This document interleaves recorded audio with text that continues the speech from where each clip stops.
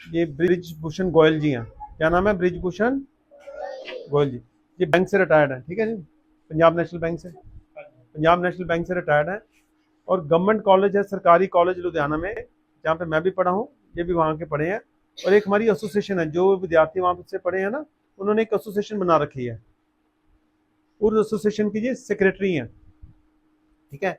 ये संचालन करते हैं और कभी कभी कोई ना कोई गतिविधि करते रहते हैं, कोई ना कोई कार्यक्रम करते रहते हैं लोगों को जोड़ने के लिए और मिलजुल के कोई ऐसा प्रयास करने के लिए जिससे हम समाज की सेवा कर सकें या कोई अच्छा काम कर सकें। तो पढ़ाई लिखाई तो की ही हुई है इन्होंने, साथ में इन्होंने इतने साल बैंकों का एक्सपीरियंस लिया है, ठीक है। चेक साइन करते हो ना आप लोग, बैंक अकाउंट है ना सबका, तो ये ऐसे ये बैंक चलाते थे, जहाँ पे हम बैंक में अकाउंट खोलने जाते हैं। तो अब ये रिटायर हो गए, बच्चे इनके बाहर सेटल हैं, कोई अमेरिका में, कोई कनाडा में, ये भारत में रहते हैं। तो ये काफ़ी आर्टिकल्स लिखते रहते हैं, अखबारों में इनके आर्टिकल छपते हैं। जैसे ये न्यूज़पेपर पढ़ते हैं ना, हमारे पास हर रोज़ न्यूज़पेपर आता है। इस न्यूज़पेपर में आप आर्टिकल पढ़ते हो ना, हर रोज़ पढ़ते हो ना। तो ऐसे कुछ आर्टिकल इनके भी लिखे होते हैं, जो ये टाइम्स ऑफ इंडिया में ही आते हैं इनके, यही इसी अखबार में आते हैं ना, टाइम्स ऑफ इंडिया में, टाइम्स ऑफ इंडिया में आते हैं। अब अगली बार ध्यान रखना कि ब्रिज भूषण गोयल लिखा होगा तो इनका आर्टिकल है, ठीक है। तो आज हम इनसे, उससे पहले कि इनको हम अपने प्रोजेक्ट के बारे में बताएं, इनसे सुनते हैं कि क्या क्या समस्याएं हैं समाज में। प्यारे बच्चों, ਤੁਸੀਂ ਸਾਰੇ ਇਸ ਕਲਾਸ ਦੇ ਵਿੱਚ ਬੈਠੇ ਹੋ। ਤੁਸੀਂ ਸਾਰੇ हिंदी समझोगे या पंजाबी समझोगे? इंग्लिश भी समझते हैं। इंग्लिश भी समझते, क्या बात है, बहुत हाँ। खूब। हम सभी इस कक्षा में बैठे हैं। ये प्रयास जिंदल साहब ने किया है, जिनको बहुत ही सराहा गया है, जिनकी बहुत प्रशंसा की गई है समाज में। और ना सिर्फ देश में, विदेश में भी इसकी चर्चा हो रही है कि लुधियाना में कोई अच्छा काम हो रहा है बच्चों की पढ़ाई के लिए। मैं आपसे ही पूछना चाहता हूँ, आप अभी क्लास में बैठे हो, तो आपके मन में कौन सी चिंता है?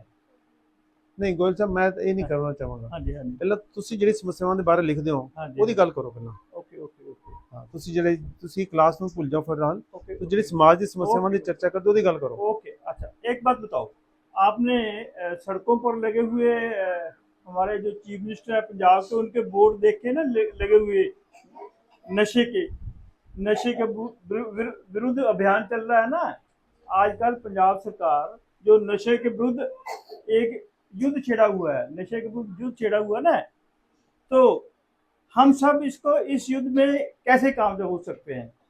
इस युद्ध में हम तभी कामयाब हो सकते हैं, हमें ये पता चले कि जो नशा है, चाहे वो बीड़ी सिगरेट का नशा है, चाहे वो शराब का नशा है, चाहे वो किसी किस्म का और किसी किस्म का भी नशा है, वो नशा हमारे शरीर को कैसे नुकसान करता है। अब देखो, अब घर में हम ज़्यादा चाय पी लें, घर में हम ज़्यादा खा लें, तो खाने का शौक भी, ज़्यादा खाने का शौक भी एक नशा हो जाता है, ज़्यादा चाय पीने का शौक भी एक नशा हो जाता है। ऐसे कुछ लोग, हमारे मम्मी पापा सारा दिन बीड़ियाँ पीते रहते हैं, हमारे मम्मी पापा रात को शराब पीते रहते हैं, बहुत ज़्यादा शराब पीते हैं, दिन में शराब शुरू कर देते हैं। तो जो उनका जो जो नशा है हमारे शरीर का सत्यानाश कर देता है, हमें हमें किसी काम का नहीं छूटता। तो सबसे पहले हमें नशे से बचने के लिए ये सोचना पड़ेगा, ये समझना पड़ेगा कि नशा हमारे शरीर को कैसे नुकसान करता है। आप समझते हो? जैसे हमारे पास 24 घंटे हैं, 24 घंटे है ना, 24 घंटे में हमने, भगवान ने हमें 24 घंटे, एक दिन में हमें 24 घंटे दिए हैं, और भगवान ने हमें साधन दिए हैं। भगवान हमें खाने पीने के लिए देता है, रोटी देता है, उससे हमारे शरीर में ऊर्जा पैदा होती है। ये जो नशा है, ये नशा हमारे शरीर में एक गलत ऊर्जा पैदा करता है, एक झूठी ऊर्जा पैदा करता है। हमें ये लगता है कि शायद हमें ऊर्जा, इतनी छोटी सी क्वांटिटी शराब पीने से, इतने छोटा सा नशा करने से हमारे में एकदम से बहुत ज़्यादा ऊर्जा आ गई है।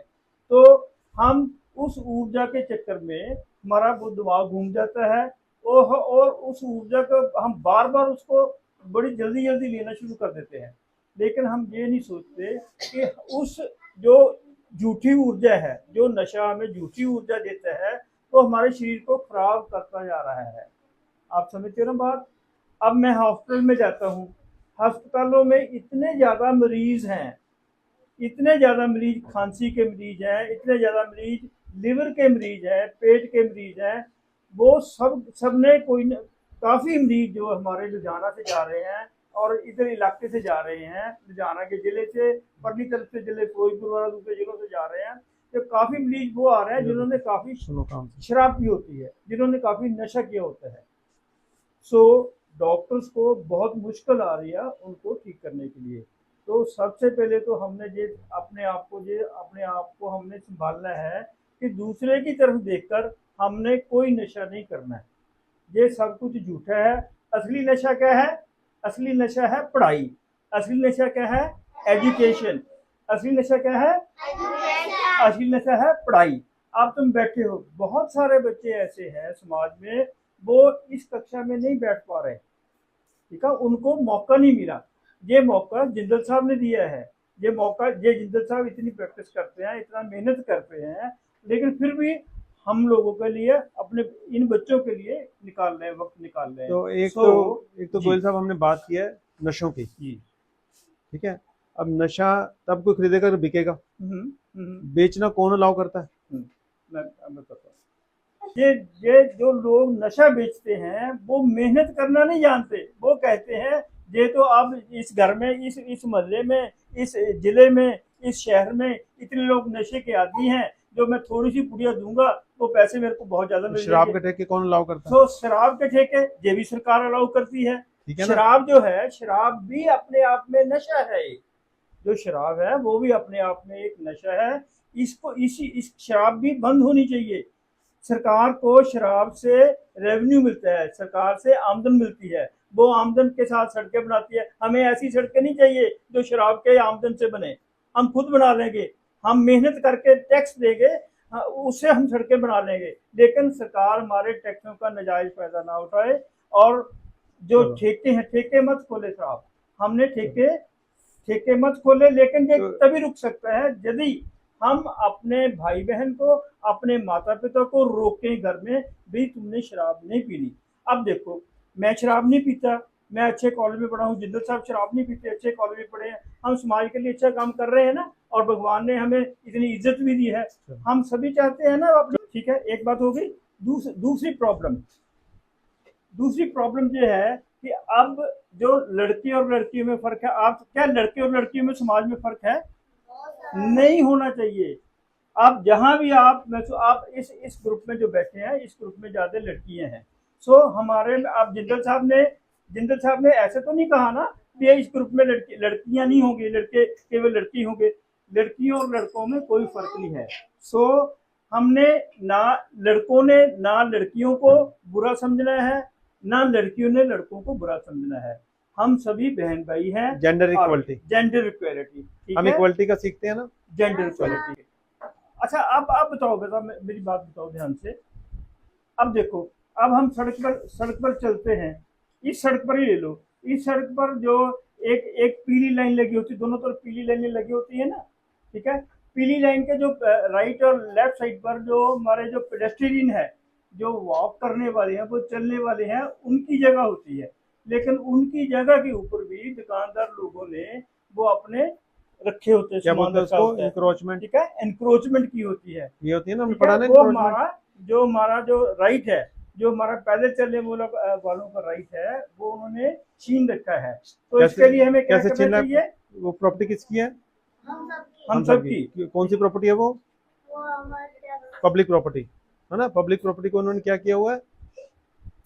एनक्रोच किया हुआ, उसके ऊपर आक्रमण किया हुआ, उसके ऊपर रोका हुआ, उसके ऊपर कब्जा किया हुआ। अब कौन अलाउ कर रहा है? ये कौन अलाउ कर रहा है? इनको कौन अलाउ कर रहा है? सरकार, ठीक है ना। सरकार अलाउ कर रही है। वो इनके जो कर्मचारी है ना, म्यूनिसिपल कॉर्पोरेशन के कर्मचारी, वो करप्ट हैं। वो दुकानदारों से पैसे लेते हैं और फिर इनको कुछ भी नहीं कहते, पुलिस इनको कुछ भी नहीं कहते। तो थैंक यू वेरी मच। अब सुन, दोबारा फिर ਆਪਾਂ ਗੱਲ ਕਰਾਂਗੇ। ਹੁਣ ਤੁਹਾਨੂੰ ਅਸੀਂ ਦਿਖਾਣੇ ਵੀ ਅਸੀਂ ਸਿੱਖਿਆ ਦਾ ਕੀ ਮਾਡਲ ਬਣਾਇਆ। जी सर। चल बेटा, ABC सुनाओ अपनी।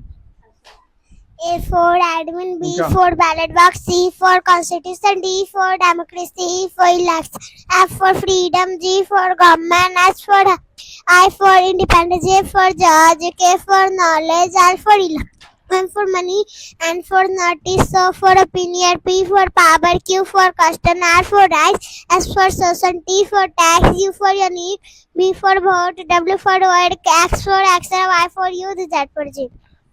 वेरी गुड चलो ए फॉर एडमिनिस्ट्रेशन सुनो. Administrate, the head of a business and organization और गवर्नमेंट ऑफिस. किसी जगह को कोई बिजनेस का संभालने वाला वो होता है एडमिनिस्ट्रेटर. यहाँ का हेड कौन है? सर, कंट्री का हेड कौन है? प्राइम मिनिस्टर, स्टेट का कौन है? Chief minister. अच्छा, ये सारे हेड होते हैं. एडमिनिस्ट्रेशन क्या होती है? The process or activity of running a business and organization etc. किसी जगह को तरीके से संभालते हुए होता है एडमिनिस्ट्रेटर. यहाँ की एडमिनिस्ट्रेशन कौन करता है? मैम, मैम करती है. ठीक है, चलो ये हो गया administration. B for ballot box कौन सुनाएगा? ballot box or seal box into which voters put completed ballot papers. Ballot paper में क्या होता है? जिसको वोट डालते उसका नाम कैंडिडेट. जिसको वोट डालते हैं उसकी कितनी उम्र होनी चाहिए? 25. जिसने वोट डालनी है उसकी उम्र कितनी होनी चाहिए? 18. 18 साल. C for constitution. Constitution is a document which informs us about our rights and duties and how our country is to be administered. Constitution एक बुक है, उसमें राइट्स और ड्यूटीज लिखा है. ये भी लिखा कंट्री कैसे चलेगी. वो बताएगा. ठीक है. D for democracy. Democracy means there is D for election. In the election there is D for vote. Whosoever gets the maximum vote gets elected. The one who gets elected means G for government and gets D for tax money for providing overall trust. What are your rights? Right to life, right to food, right to register, right to shelter, right to livelihood, right to equality, right to healthy life, right to life. Who has to give you rights? Government. If government does not give you right, what will you do? We will file a case in the court. Which court? Supreme Court, High Court? High court. Supreme court में भी कर सकते हैं. ठीक है. E for election. Election and election is a process in which the citizens exercise their right to vote to choose a person or a person for the formation of a government. Very good. F for freedom. Freedom, the power or right to act, speak, think or decide as well. As one wants. Example कोई दे दो freedom की. Freedom जैसे खाने की आज़ादी, सोचने की आज़ादी, खेलने की आज़ादी, स्कूल आने की आज़ादी. फ्रीडम है ना, अपने मन से सोच के जैसे हमने डिसाइड करना है. खेलना है कि कूदना है कि जंप करना है कि स्कूल जाना है ना. ठीक है. G for government. Government a group of people with an authority to govern a country or a state. अच्छा, वो गवर्नमेंट में जो लोग ग्रुप ऑफ पीपल हैं वो किससे? ई फॉर इलेक्शन से इलेक्ट होते हैं. Yes, तो वी फॉर वो क्या डलती है? before vote. वोट कौन डालेगा? वो सिटीजन. Voters. वोटर्स डालेंगे है ना. तो वोटर अगर निकम्मे बंदे को वोट डालेंगे तो क्या बनेगी? गवर्नमेंट गंदी बनेगी अच्छी बनेगी? गंदी बनाएगी. हाँ. चलो एच फॉर हैप्पी कौन सुनाएगा? हैप्पी. Happy, पहले हैप्पी बना के दिखाओ, स्माइल करके. हाँ. happy showing feeling of joy ऊंचा बोल. and contentment. कंटेंटमेंट. अच्छा, आप हैप्पी कब होते हो? Happy, happy जो आप हैप्पी कब होते हो? आपको खुशी कब मिलती है? मेरे को खुशी रोज मिलती है. कैसे मिलती है? ऐसे स्कूल आके मिलती है कि बाहर उठा के मिलती है? स्कूल आके. तेरे से नहीं पूछा मैंने, इससे पूछा. स्कूल आके. स्कूल आके मिलती है. क्यों मिलती है खुशी? कि मैं इतनी अच्छी नॉलेज है. नॉलेज मिलती है. अच्छा, very good. I independence. The fact or state being independent. Being independent है ना. चलो पी फॉर पब्लिक प्रॉपर्टी कौन सुनाएगा? एल फॉर लॉ कौन सुनाएगा? चलो Nasir now. Law is a set of rules which can be enforced by the government. Law a number of rules है जो सरकार लोगों से फोर्सफुली और करवाती है. The purpose of law is to create a harmonious society where human beings can live in peace and happiness by observing their duties and respecting the rights of others while enjoying their own lives. The violators of law are punished as per rules so that harmony and peace in this society is not disturbed. Some example of law भी बता दो. One must wear a helmet while driving a motorbike as per law. Demand for dowry in marriage is prohibited by law. Illegal. No one can pollute water and air as per law. No one can destroy the public property as per law. Illegal digging of public road is a violation of law. Illegal blocking of public road is a violation of law. Adult playing loud music is a violation of law. Adulteration of food is a violation. Very good. Very good. But चलो public property कौन बताएगा? Public property is that property which is built by the G4 government by using G4 tax money. It belongs to all the citizens, including me. अच्छा, आपको क्यों belong करती है public property? हम सबका पैसे से होना पड़ेगा, हमारा पैसा कैसे जाता है? टैक्स के पैसे से। टैक्स से बचा। टैक्स कौन सुनाएगा? Tax is that money which is paid to the government by the public. Public कैसे पे टैक्स करती है? जैसे हमने 5 रुपए का सामान लेते हैं, 2 रुपए टैक्स में जाते, 3 रुपए दुकानदार को। दुकानदार टैक्स किसको जाता है फिर? गवर्नमेंट को। दुकानदार गवर्नमेंट को पे करेगा, है ना? ठीक है। ट्रिम्बल सुनाओ रोशनी। We the people of India, having solemnly resolved to constitute India into a sovereign, socialist, secular, democratic republic, and to secure to all its citizens justice, social, economic, and political liberty of thought, expression, belief, faith, and worship, equality of status and of opportunity, and to promote among them all fraternity, assuring the dignity of the individual and the unity and integrity of the nation. Very good. ਹੁਣ ਗੋਇਲ ਸਾਹਿਬ ਇਹ education ਕਿਉਂ ਬਣਾਈ? ਜਿੰਨੀ ਵੀ ਸਮੱਸਿਆਵਾਂ ਦਾ ਤੁਸੀਂ ਗੱਲਬਾਤ ਕੀਤੀ, ਠੀਕ ਹੈ? ਤੁਸੀਂ ਕਿਹਾ ਜੀ ਸਰਕਾਰ ਜਿਹੜੀ ਹੈ ਉਹ ਸ਼ਰਾਬ ਵੇਚਦੀ ਹੈ, ਇਨਕਰੋਚਮੈਂਟ ਕਰਾਉਂਦੀ ਹੈ। ਇਹ ਸਾਰੀ ਦੀ ਸਾਰੀ ਜਿਸ ਸਮੱਸਿਆ ਦਾ ਕਾਰਨ ਕੀ ਹੈ ਕਿ ਵੀ ਸਾਨੂੰ ਲੋਕਤੰਤਰ ਬਾਰੇ ਨਹੀਂ ਪਤਾ। ਇਹੋ ਜਿਹੇ ਜਿਹੜੇ ਬੱਚੇ ਨੇ ਇਹ ਬਹੁਤ ਮੈਜੋਰਿਟੀ ਪਾਪੂਲੇਸ਼ਨ ਦਾ ਹਿੱਸਾ ਨੇ। ਮੈਂ ਕਹੂੰਗਾ ਲਗਭਗ 80%। ਤੁਸੀਂ ਗਵਰਨਮੈਂਟ ਕਾਲਜ ਪੜ੍ਹੇ, ਮੈਂ ਵੀ ਪੜ੍ਹਿਆ। ਆਪਣੇ ਜੇ ਤੁਸੀਂ ਅਨੁਮਾਨ ਲਗਾਉਣਾ ਵੀ ਕਿੰਨੇ ਸਕੂਲ ਤੇ ਕਿੰਨੇ ਕਾਲਜ ਹੈ, ਤੁਸੀਂ ਦੇਖੋ ਪੂਰੇ ਸ਼ਹਿਰ 'ਚ ਕਿੰਨੇ ਸਕੂਲ ਹੈ ਤੇ ਕਿੰਨੇ ਕਾਲਜ ਹੈ। 80% ਬੱਚੇ ਸਕੂਲ ਤੋਂ ਕਾਲਜ ਨਹੀਂ ਜਾਂਦੇ। 80% 'ਚ ਬੜੇ ਸਾਰੇ ਸਕੂਲਾਂ 'ਚ ਜਾਂਦੇ ਨੇ ਜਿਵੇਂ ਬੱਚੇ ਸਕੂਲਾਂ 'ਚ ਨਹੀਂ ਸੀ ਜਾਂਦੇ। ਸਾਡੇ ਕੋਲ ਤਾਂ 5 ਪ੍ਰੋਜੈਕਟ ਹੈ ਹੁਣ, ਠੀਕ ਹੈ ਜੀ। ਔਰ 1000 ਤੋਂ ਉੱਪਰ ਬੱਚਾ ਮੈਂ ਪੜ੍ਹਾ ਚੁੱਕਾ ਜਿਹੜੇ ਸਕੂਲਾਂ 'ਚ ਕਦੇ ਨਹੀਂ ਸੀਗੇ। ਪਹਿਲੀ ਗੱਲ। ਦੂਜੀ ਗੱਲ, 13-14 ਸਾਲ ਦੀ ਉਮਰ 'ਚ ਬਾਲ ਮਜ਼ਦੂਰੀ 'ਚ ਚਲੇ ਜਾਂਦੇ, ਤੁਹਾਨੂੰ ਵੀ ਪਤਾ ਹੀ ਹੈ। ਬਹੁਤ ਸਾਰੇ ਬੱਚੇ, ਇਹਨਾਂ ਦੀ ਮਜਬੂਰੀ ਹੈ। ਕੋਈ ਹੁਣੇ ਕਬਾੜ ਚੱਕ ਰਹੇ, ਦੇਖੋ ਬੱਚੇ ਕਬਾੜ ਚੱਕਦੇ ਫਿਰ ਵੀ ਪੜ੍ਹਦੇ, ਠੀਕ ਹੈ। ਹੁਣ ਇਹਨਾਂ ਨੇ ਜਦੋਂ 14-15 ਸਾਲ ਦੀ ਉਮਰ 'ਚ ਬਾਲ ਮਜ਼ਦੂਰੀ 'ਚ ਚਲੇ ਗਏ, ਪੈਸਾ ਕਮਾਉਣ ਲੱਗੇ 300-400 ਰੁਪਏ ਦਿਹਾੜੀ, ਇਹਨਾਂ ਵਾਸਤੇ ਲਾਈਫ ਸੈਟਲ ਹੈ। ਫਿਰ ਵਿਆਹ ਕਰਾ ਲੈਂਦੇ। ਵਿਆਹ ਕਰਾ ਕੇ 16-17 ਸਾਲ ਤੱਕ ਮਾਂ ਬਾਪ ਬਣੇ ਹੁੰਦੇ। 18 ਸਾਲ ਹੁੰਦੇ ਵੋਟਰ। 80% ਵੋਟਾਂ ਕਿਹਨਾਂ ਕੋਲੇ ਹੋਈਆਂ? ਕਿਹਨਾਂ ਕੋਲੇ ਹੋਈਆਂ? ਇਹਨਾਂ ਕੋਲੇ। ਜਦੋਂ ਤੱਕ 80% ਸਰਕਾਰ ਕਿਹਦੇ ਨਾਲ ਬਣਨੀ ਹੈ? ਵੋਟਾਂ ਨਾਲ। ਜੇ 80% ਵੋਟਾਂ ਨੂੰ ਵੋਟ ਦੀ ਕੀਮਤ ਹੀ ਨਹੀਂ ਪਤਾ, ਵੈਲਿਊ ਨਹੀਂ ਪਤਾ, ਔਰ ਇਹਨਾਂ ਨੇ ਕਾਲਜ ਦੀ ਪੜ੍ਹਾਈ ਲੈਣੀ ਨਹੀਂ, ਤੇ ਸਰਕਾਰ ਕਿੱਦਾਂ ਚੰਗੀ ਬਣ ਜੂਗੀ? ਤੁਸੀਂ ਆਰਟੀਕਲ ਆਪਾਂ ਲਿਖੀ ਚੱਲਾਂਗੇ, ਉਹਦੇ ਨਾਲ ਨਸ਼ਾ ਕਿੱਦਾਂ ਰੁਕ ਜੂਗਾ? ਕਿਹਨੂੰ ਸਮਝਾ ਰਹੇ ਆਪਾਂ ਆਰਟੀਕਲ ਲਿਖ ਕੇ, ਹੈ ਨਾ? ਪ੍ਰੋਬਲਮ ਹੈ, ਬੁਰਾ ਨਾ ਮੰਨਣਾ। ਆਪਾਂ ਇੱਕ ਬੜਾ ਐਨਾਲਿਸਿਸ ਕਰ ਰਹੇ ਹਾਂ ਪ੍ਰੈਕਟੀਕਲ, ਹੈ ਨਾ?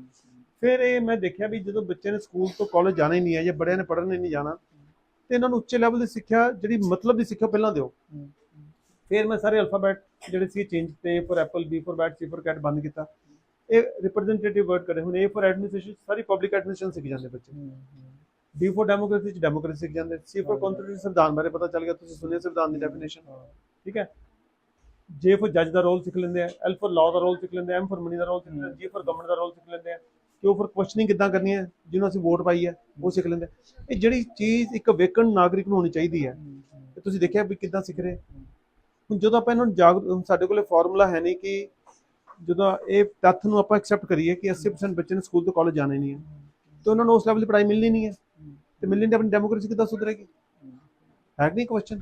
ਬਿਲਕੁਲ। ਅੱਛਾ, ਇਹ ਬੱਚੇ ਸਾਰੇ ਸਕੂਲ ਦੇ ਨਾਲ ਅਫੀਲੀਏਟਡ ਹੈ ਕਿ ਕਿਸੇ? ਨਹੀਂ, ਕਿਸੇ ਸਕੂਲ ਨਾਲ ਨਹੀਂ, ਨੈਸ਼ਨਲ ਓਪਨ ਸਕੂਲ ਦੇ ਨਾਲ ਅਫੀਲੀਏਟਡ ਹੈ। ਅਸੀਂ ਕਰਾਉਂਦੇ ਇਹਨਾਂ ਦੇ नैशनल ओपन स्कूल। किस किस के एग्जाम हुए नेशनल ओपन स्कूल में?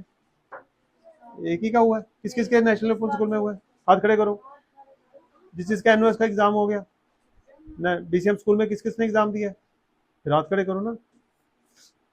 कुछ बच्चों ਦੇ ਹੋ ਗਏ, ਕੁਝ ਬੱਚੇ ਹੈ ਨਹੀਂ, ਠੀਕ ਹੈ ਜੀ। ਅਸੀਂ ਇਹਨਾਂ ਦੇ ਉੱਥੇ ਐਫੀਲੀਏਸ਼ਨ ਕਰਾਉਂਦੇ ਹਾਂ, ਐਗਜ਼ਾਮ ਦਿਵਾਉਂਦੇ ਹਾਂ, ਤਾਂ ਕਿ ਇਹਨਾਂ ਨੂੰ ਉਹ ਸਰਟੀਫਿਕੇਟ ਵੀ ਮਿਲ ਜਾਏ ਜਿਹੜਾ ਸਰਕਾਰੀ ਹੈ, ਠੀਕ ਹੈ। ਪਰ ਮੇਨ ਚੀਜ਼ ਹੈ ਇਹ ਪੜ੍ਹਾਈ। पढ़े लिखे बंदा रिश्वत ले रहा, पढ़िया लिखा बंदा रिश्वत ले रहा, पढ़िया लिखा बंदा रिश्वत दे रहा काम कराने वास्ते, तो उन्होंने पढ़ाई ने समझाया नहीं कि लोकतंत्र की हुंदा, डेमोक्रेसी असल च की हुंदी है। ये पढ़ाई जिहड़ी है ਇਹ ਇੱਕ ਤਰੀਕੇ ਦਾ ਇੰਜੈਕਸ਼ਨ ਹੈ। जैसे कितने साल हो गए आपको प्रोजेक्ट में? ਇਹਨੂੰ ਮੈਨੂੰ 11 ਸਾਲ ਹੋ ਗਏ। 11 साल हो ਇਹ ਵਾਲੇ ਪ੍ਰੋਜੈਕਟ ਨੂੰ 3 ਸਾਲ ਹੋਏ, 4 ਸਾਲ। गए एजुकेशन वाला प्रोजेक्ट ਇਹ ਵਾਲਾ ਪ੍ਰੋਜੈਕਟ ਇਸ ਜਗ੍ਹਾ ਸਾਡੇ 5 ਪ੍ਰੋਜੈਕਟ ਅਲੱਗ-ਅਲੱਗ ਥਾਵਾਂ ਦੇ। ਕਈ ਪ੍ਰੋਜੈਕਟ ਸਾਡੇ ਬੰਦ ਹੋ ਗਏ, ਕਈ ਚੱਲ ਪਏ, ਐਦਾਂ ਚੱਲਦੇ ਰਹਿੰਦੇ। ਪਰ ਅਸੀਂ ਕੁਝ ਰੈਗੂਲਰ ਹੈ। ਅੱਛਾ, ਬੱਚੇ ਜਿਹੜੇ ਅਸੀਂ ਦੇਖਿਆ ਵੀ 13-14 ਸਾਲ ਵਿੱਚ ਵਿਆਹ ਕਰਾ ਲੈਂਦੇ, जितना मर्जी जोर लगा लो रुकते नहीं है। इन्हों की मजबूरियां, हमारे यहाँ से कितने बच्चों की शादियां हो गई हैं, बहुत सारे बच्चे इतने भी शादियां हो गई हैं।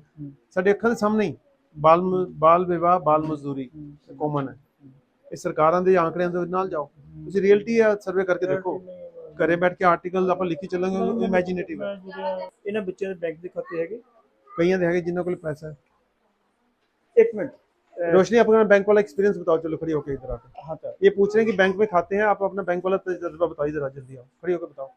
जब मैं गाँव गई थी तो फिर वहाँ पे मेरे चाची सबके लड़के थे, तो मैं उनके साथ एक बार गई थी गाँव। तो फिर मैं वहाँ पे घूमने गई थी। एक बार मेरी मम्मी को ना मतलब पैसे चाहिए होता अकाउंट से, तो मैं गई चेक मतलब फार्म भरने गई थी मैं। तो फिर मैंने इंग्लिश में साइन किया था वहाँ पे और फार्म भरे थे। तो जो वहाँ के बैंक के मैनेजर थे, तो फिर उनको मतलब अच्छा लगा। फिर वो बोले कि आप पढ़े लिखे लग रहे थे। मैंने बोला हाँ जी। बोले कितने तक पढ़े? तो जब मैं 3rd का एग्जाम दी थी, जब हाँ 3rd का एग्जाम दी थी, तो फिर वो बोला आपके हैंडराइटिंग बहुत अच्छा, पढ़े लिखे लग रहे, आप बैंक में जॉब कर रहे हो। बैंक में नौकरी मिल गई यार। ਸਿਰਫ ਕਿ ਅਸੀਂ ਨਾ ਜਾਗਰੂਕਤੀ ਕਰ ਰਹੇ ਹਾਂ ਬੇਸਿਕਲੀ। ਪਹਿਲਾਂ ਤੇ ਜਿਹੜੀ ਸਾਰੀ ਸਮੱਸਿਆ ਆਪਾਂ ਦੇਖਦੇ ਪਏ ਵੀ ਇਨਕਰੋਚਮੈਂਟ ਹੋਈ, ਯੈਲੋ ਲਾਈਨ ਦੀ ਕੋਈ ਕੰਪਲਾਈਂਸ ਨਹੀਂ ਹੋ ਰਹੀ। ਉਸ ਤੋਂ ਬਾਅਦ ਅਸੀਂ ਕਿਹਾ ਵੀ ਨਸ਼ੇ ਸਰਕਾਰ ਵੇਚਦੀ ਪਈ ਹੈ, ਸਰਕਾਰੀ ਠੇਕੇ ਦੇ ਰਹੀ ਹੈ। ਉਹਨਾਂ ਦਾ ਮਤਲਬ ਜਿਹੜੀ ਆਪਾਂ ਸਰਕਾਰ ਦੀ ਫਾਰਮੇਸ਼ਨ ਦਾ ਪ੍ਰੋਸੈਸ ਨਹੀਂ ਠੀਕ ਕਰਾਂਗੇ, ਉਹਦਾ ਪ੍ਰੋਸੈਸ ਵੋਟ ਹੈ ਕਿ ਵੋਟਰ ਨੂੰ ਐਜੂਕੇਟ ਨਹੀਂ ਕਰਾਂਗੇ ਤੇ ਕਿੱਦਾਂ ਸਾਡਾ ਸੋਲੂਸ਼ਨ ਨਿਕਲੇਗਾ। ਆਪਾਂ ਤੇ ਗਵਰਨਮੈਂਟ ਦੀ ਗੱਲ ਕਰਦੇ ਪਏ ਕਿ ਗਵਰਨਮੈਂਟ ਨੂੰ ਆਪਾਂ ਕਿੱਦਾਂ ਸੁਧਾਰਾਂਗੇ। ਜੇ ਆਪਾਂ ਇਹਨਾਂ ਨੂੰ ਨਹੀਂ ਕਿੱਦਾਂ ਸੁਧਾਰਾਂਗੇ ਜੇ ਡੈਮੋਕ੍ਰੇਸੀ ਐਜੂਕੇਸ਼ਨ ਹੀ ਨਹੀਂ ਹੋਈ। ਕਿ ਉਹ ਦੈਟਸ ਰਾਈਟ। ਅਸੀਂ ਤਾਂ ਕਿਉਂਕਿ ਜਦੋਂ ਤੱਕ ਵੋਟਰ ਨੂੰ ਜਾਗਰੂਕ ਨਹੀਂ ਕਰਾਂਗੇ। ਬਿਲਕੁਲ ਠੀਕ। ਪੜ੍ਹਿਆ ਲਿਖਿਆ ਬੰਦਾ, ਆਪਾਂ ਵੀ ਦੇਖਿਆ ਪੜ੍ਹਿਆ ਲਿਖਿਆ ਬੰਦਾ ਵੋਟ ਕਿੱਦਾਂ ਪਾਉਂਦਾ। ਹੁਣ ਕੀ ਸਮਝਿਆ ਡੈਮੋਕ੍ਰੇਸੀ ਕੀ ਹੁੰਦੀ ਹੈ। ਜਦੋਂ ਤੱਕ ਉਹ ਪ੍ਰੋਸੈਸ ਨਹੀਂ ਸੁਧਰੇਗਾ ਤੇ ਸਾਡੇ ਚੁਣੇ ਹੋਏ ਨੁਮਾਇੰਦੇ ਠੀਕ ਨਹੀਂ ਆਉਣਗੇ। ਚੁਣੇ ਹੋਏ ਨੁਮਾਇੰਦੇ ਪਾਲਿਸੀ ਨਹੀਂ ਪਤਾ ਕੀ ਬਣਾਉਣੀ ਹੈ। ਜੇ ਪਾਲਿਸੀ ਨਹੀਂ ਠੀਕ ਬਣੇਗੀ, ਗਰੀਬ ਰਹੇਗਾ, ਅਮੀਰ ਰਹੂਗਾ, ਭ੍ਰਿਸ਼ਟਾਚਾਰ ਵਧੀ ਜਾਊਗਾ। ਉਹਨੂੰ ਅਸੀਂ ਕਿੱਦਾਂ ਰੋਕਾਂਗੇ। ਪ੍ਰਸ਼ਨ ਮੇਰਾ ਜਿਹੜਾ ਪ੍ਰਸ਼ਨ ਹੈ, ਮੇਰਾ ਤੁਹਾਨੂੰ ਪ੍ਰਸ਼ਨ ਹੈ ਵੀ ਇਹ ਜਿਹੜੇ ਜਿੰਨੇ ਸਾਡੇ ਕੋਲ ਬੱਚੇ ਹੈ 20 ਹੈ 30 ਹੈ ਜਿੰਨੇ ਵੀ ਬੱਚੇ ਹੈਗੇ ਆ, ਅਸੀਂ ਇਹਨਾਂ ਨੂੰ ਆਪਣੇ ਬ੍ਰਾਂਡ ਐਂਬੈਸਡਰ ਬਣਾਉਣਾ। ਬ੍ਰਾਂਡ ਐਂਬੈਸਡਰ ਸਿਰਫ ਇਹ ਨਹੀਂ ਹੈਗਾ ਵੀ ਝੰਡੇ ਚੱਕਣ। ਬ੍ਰਾਂਡ ਐਂਬੈਸਡਰ ਜਿੱਦਾਂ ਤੁਸੀਂ ਕੰਮ ਕਰ ਰਹੇ ਹੋ ਇੱਦਾਂ ਹੀ ਇਹੀ ਕੰਮ ਕਰਨ ਅੱਗੇ ਹੋ ਕੇ, ਪੜ੍ਹਨ ਵੀ ਜੌਬ ਵੀ ਕਰਨ, ਨਾਲ ਕੰਮ ਵੀ ਕਰਨ। ਆਪਾਂ ਇਹਨਾਂ ਨੂੰ ਇਹਨਾਂ ਤੋਂ ਬਣਾ ਦਈਏ। ਮੈਂ ਉਸ ਵਿੱਚ ਹੈਲਪ ਕਰੂੰਗਾ। ਤੁਹਾਡੀ ਗੱਲ ਮੰਨ ਲਿਆ, ਪਰ ਤੁਹਾਡੇ ਵਰਗੇ ਬੰਦਿਆਂ ਨੂੰ ਜਿਹੜੇ ਆਰਟੀਕਲਸ ਲਿਖਦੇ ਨੇ, ਤੁਹਾਨੂੰ ਸੁਨੇਹਾ ਭੇਜਣਾ ਪੈਣਾ ਲੋਕਾਂ ਤੱਕ। ਤੁਹਾਨੂੰ ਲੋਕਾਂ ਨਾਲ ਗੱਲ ਕਰਨੀ ਪੈਣੀ ਹੈ, ਸਮਾਜ ਨੂੰ ਦੱਸਣਾ ਪੈਣਾ ਵੀ ਇਹ ਮਾਡਲ ਐਜੂਕੇਸ਼ਨ ਦਾ। ਬਿਲਕੁਲ ਠੀਕ। ਜੇ ਆਪਾਂ ਇਹ ਨਹੀਂ ਕਰਾਂਗੇ, ਇਹਦੇ ਬੱਚਿਆਂ ਨੂੰ ਟਾਈਮ ਲੱਗਣਾ ਹਾਲੇ। ਬਿਲਕੁਲ ਠੀਕ। ਹਾਲੇ ਫਿਰ ਵੀ ਛੋਟੀ ਉਮਰ ਦੇ ਨੇ, ਅਸੀਂ ਵੱਡੀ ਉਮਰ ਦੇ, ਸਾਡੇ ਕੋਲ ਲਾਈਫ ਦਾ ਤਜਰਬਾ ਵੀ ਹੈ। ਜਿੰਨਾ ਤੁਸੀਂ ਇਹਨੂੰ ਸਮਝ ਸਕਦੇ ਹੋ, ਇਹ ਬੱਚਿਆਂ ਵਾਸਤੇ ਹਾਲੇ ਸਮਝ ਆਉਣਾ ਸੌਖਾ ਨਹੀਂ। ठीक है ना, so that is very important. I fully understand. चलो अब आपको, अब हमने गोयल साहब को